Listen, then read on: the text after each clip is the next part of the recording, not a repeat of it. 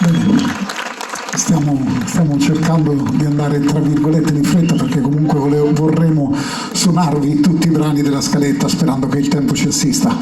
Il prossimo è un brano speciale perché è uno dei due brani che i Nomadi nella loro lunga carriera discografica hanno inciso in modo strumentale ed in particolare in questo che andremo ad eseguire adesso con Beppe Suoni. Augusto utilizzava la sua voce come un strumento meraviglioso.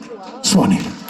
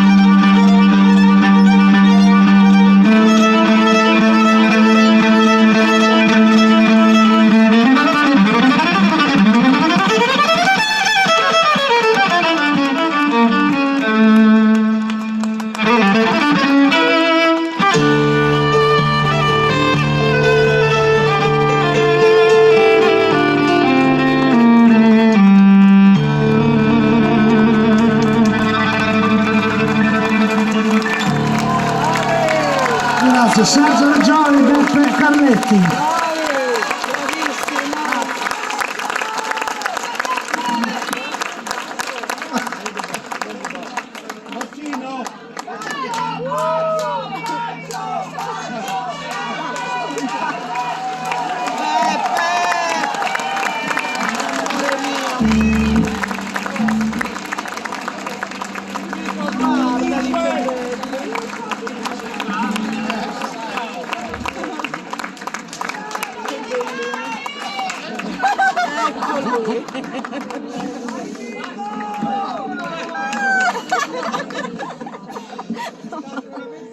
Comunque, no, ne approfitto per dire una cosa.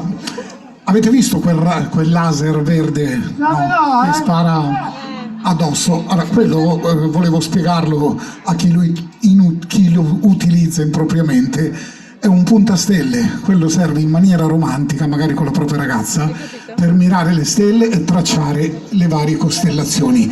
Se invece lo puntate addosso alle persone che suonano, dà semplicemente fastidio e non serve a un cazzo.